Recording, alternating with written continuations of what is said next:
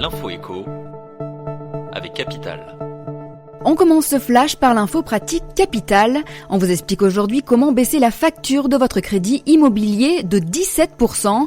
Pour faire diminuer le coût du crédit en 2019, il va falloir vous intéresser à votre assurance emprunteur. Sachez notamment que la loi du sénateur socialiste Martial Bourquin autorise les particuliers à résilier chaque année à la date d'anniversaire du contrat son assurance emprunteur, de quoi vous permettre d'accentuer un peu plus les marges de négociation. D'après les simulations de CAFPI, vous avez tout intérêt à déléguer votre assurance auprès d'une autre banque, car elle ferait baisser son taux de près d'un tiers. On parle ici d'une baisse d'environ 25% du coût total du crédit, un poids comparable à celui de 2015 qui permettrait de faire baisser le coût total du crédit de 17,1%. Rendez-vous sur capital.fr pour connaître tous les leviers à votre disposition pour diminuer le coût de votre crédit.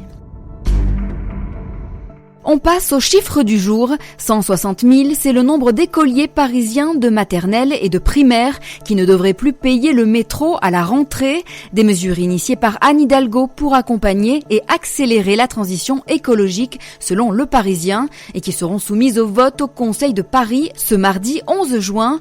En pratique, dès le mois de septembre, les familles parisiennes d'écoliers scolarisés en maternelle ou en primaire pourront se faire rembourser en totalité leur passe imaginaire pour l'année scolaire 2019-2020, soit un montant de 350 € par an et par enfant. Concernant les collégiens et lycéens, ils ne bénéficieront pas d'un remboursement intégral, mais se verront tout de même payer la moitié de leur passe imaginaire. Le Parisien précise que ce remboursement devrait concerner 135 000 jeunes parisiens.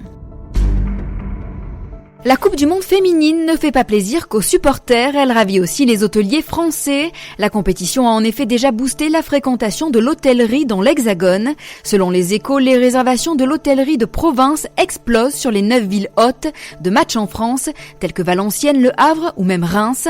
En effet, dans la ville nordiste de Valenciennes, dans laquelle seront joués 6 matchs dont le quart de finale, 95% des hôtels sont déjà complets selon l'UMI. Il s'agit de la principale organisation de l'hôtellerie restauration. Et on termine par le palmarès des villes françaises où l'on paie le plus d'impôts sur le revenu. Et selon notre classement, c'est Neuilly-sur-Seine qui arrive en tête puisque 79% des ménages de la commune y paient l'impôt sur le revenu. C'est dans le fief de l'ancien président Nicolas Sarkozy que la part des ménages qui paient l'impôt sur le revenu est la plus importante de toutes les villes françaises de plus de 50 000 habitants. On trouve ensuite sur le podium Rueil-Malmaison et Issy-les-Moulineaux avec 78% des ménages payant l'impôt sur le revenu. Vient ensuite Versailles en 4e position avec plus de 7 foyers fiscaux sur 10 payant l'impôt sur le revenu. En bas de classement, on retrouve à l'inverse Saint-Louis, commune de la Réunion, où seuls un peu plus de 2 ménages fiscaux sur 10 sont redevables de l'impôt sur le revenu. C'était l'info éco avec Capital.